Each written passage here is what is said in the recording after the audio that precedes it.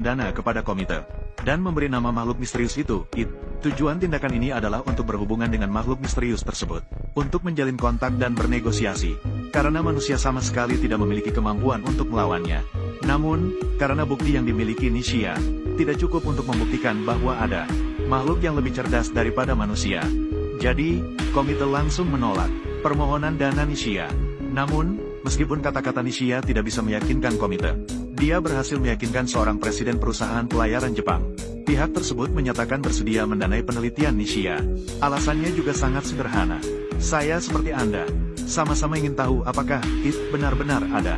Setelah mendapatkan sumber dana, Nishia segera mengumpulkan tim, naik kapal penelitian menuju Kutub Utara, karena berdasarkan pengujian mereka sebelumnya, ditemukan suara It muncul.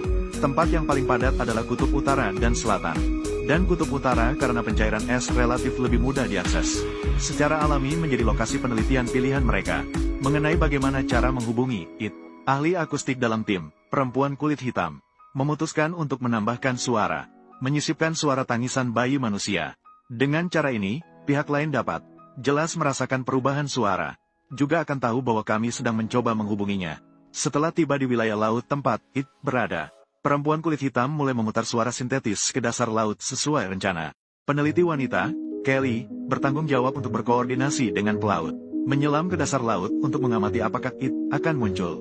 Namun, baru saja menyelam tidak lama, Kelly tiba-tiba menemukan bahwa sonar, ada banyak objek tidak dikenal yang sedang mendekat. Namun, ketika kedua orang itu mengamati sekeliling, hanya ada kegelapan. Namun tidak melihat apa-apa.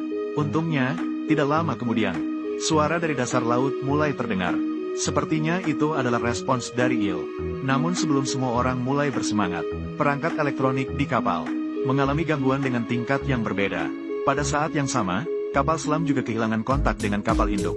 Kapten kapal berubah wajah seketika setelah menyadari kehilangan kontak. Ditambah dengan sonar, banyak makhluk yang cepat mendekat. Dia segera memerintahkan perempuan kulit hitam untuk menghentikan pemutaran. Sementara itu, para pelaut yang merasa tidak enak, berencana untuk menghentikan misi dan kembali ke kapal induk.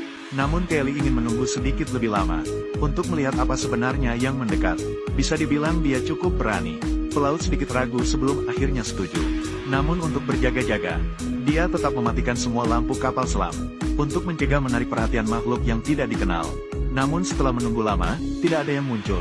Lingkungan yang menekan dalam waktu lama, membuat hati para pelaut semakin ketakutan. Melihat Kelly masih tidak berniat untuk kembali, dia dengan tegas memutuskan untuk menyalakan semua lampu kapal selam, meninggalkan laut dalam dan kembali ke kapal induk. Dan seiring dengan semakin dekatnya jarak ke kapal induk, sistem komunikasi juga perlahan